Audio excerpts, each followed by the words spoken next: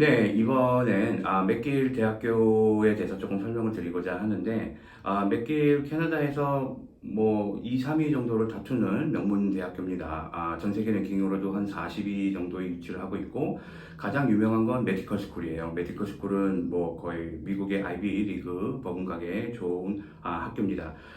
불어권에 소재를 하고 있지만, 캠퍼스 내에서는 100% 영어가 통용이 되니까 뭐 그런 점에 대해서도 걱정을 안 하셔도 되고요.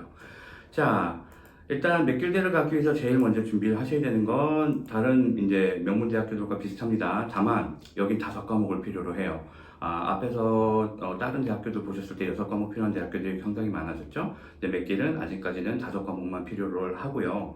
그 다음에 영어 능력 시험 같은 경우에는 4년 연속 캐나다에서 재학을 하셨으면 면제가 되고요. 만약에 시험을 보셔야 된다고 하면 토플이나 IELTS 같은 거 준비를 하시는데 제가 좀 이따 다시 설명을 드리겠지만 다른 명문대에 비해서는 영어 능력 시험 그 점수대가 좀 낮은 편입니다. 그걸 좀 이따 다시 한번 말씀드릴게요. 자, 그럼 이제 각 학부 입학 요강을 제가 잠깐 설명을 드리면 일단 공대는 거의 뭐 초이스가 없습니다. 5과목을 보고 4과목이 필수고 1과목이 레코멘데이션이기 때문에 영어 12, 수학 12, 물리 12, 화학 12는 무조건 필수고요. 그 다음에 미적분 12를 대학교에서 이미 레코멘데이션을 하고 있습니다. 그래서 이건 초이스가 별로 없어요. 그래서 엔지니어링은 오히려 여러분들이 뭐 과목 선택 초이스가 없다 보니까 오히려 그런 건 쉽게 결정하실 수 있겠죠. 자, 사이언스 같은 경우에는 영어, 수학 무조건 필수가 들어가고요. 그 다음에 물리, 화학, 생물 중에 2과목을 선택을 하셔야 합니다. 다만 여기도 11학년 과목 같은 경우에는 물리, 화학은 무조건 해주시는 게 좋습니다. 그게 레코멘데이션이어서. 문과 같은 경우에는 다른 대학교들과 똑같습니다. 필수는 영어밖에 없어요. 다만 마찬가지로 인문사회 계열 과목들을 같이 해주시면 당연히 플러스 요인이 되고요. 그 외에는 그 1지망이나 2지망에서 사이언스를 원하셔서 과목을 선택하고 계신다면 크게 어렵지 않게 맞추실 수 있다는 거. 자, 마지막으로 여기서 매니지먼트 학교인데, 그러니까 이제 비즈니스죠. 예, 비즈니스 같은 경우에는 각 학교마다 이름이 조금씩 달라서 영어, 수학 12학년이 필수입니다. 또 한 가지 신기한 건 여기는 뭐 거의 유일하게 자기소개서가 그렇게 중요하지가 않아요. 그래서 점수만 어느 정도 받으시면 매니지먼트 들어간데도 크게 문제없이 들어가실 수 있습니다. 자, 그 외에 이제 유의할 점, 알아두시면 좋은 점들 제가 몇 가지 말씀드리면, 자, 그 외에 유의해 주시면 좋은 점들 제가 말씀을 드릴게요. 자, 캐나다 같은 경우에는 유명 대학들 중에서는 요구 조건이 정말 단순한 편입니다. 그러니까 맞추기가 굉장히 쉬워요. 즉, 여러분들이 점수만 잘 받으시면 들어가는데 전혀 문제가 없다는 거죠. 일단 재수강 과목 페널티가 없습니다. 그러니까 여러분들이 과목을 한번 하셨다가 점수가 안 좋아서 다시 리테이크를 하시더라도 점수가 더 좋게 나온다면 그거를 쓰는 겁니다. 그 다음 토플 점수가 뭐 명문대 치고는 많이 낮은 편이에요. 예를 들면 토플 같은 경우에 UBC나 UT 같은 경우에는 일단 기본이 100점 이상을 원합니다. IBT 기준으로. 근데 여기는 90점만 넘었대요.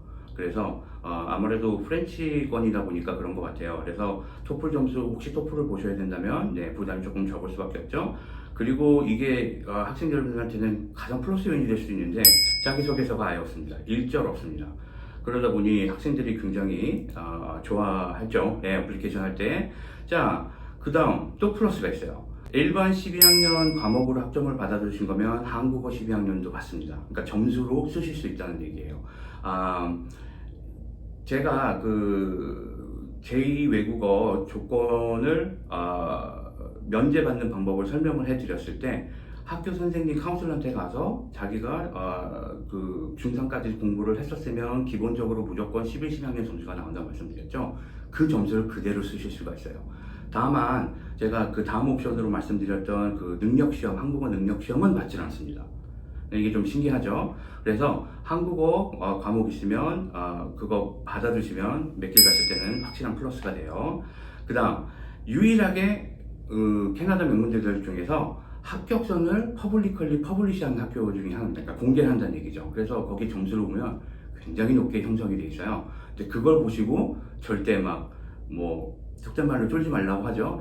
그런 걸 생각하실 필요가 없어요. 왜냐면 실제 합격선은 그것만큼 높지는 않습니다. 얘네들이 이렇게 이거를 퍼블리시해 놓은 이유는 이 합격자를 워낙 많기 때문에 뒤후반부로 갈수록 점수가 굉장히 많이 뜁니다. 무슨 뜻이냐? 조기 입학을 한 학생들과 4월 달에 합격을 하는 애들의 그 점수 합격 편차가 너무 크다는 얘기예요. 그러니 여러분들이 미리 준비를 하셔서 12월부터 점수를 내실 수 있게만 준비를 하시면 그 합격선에 영향을 받지는 않습니다.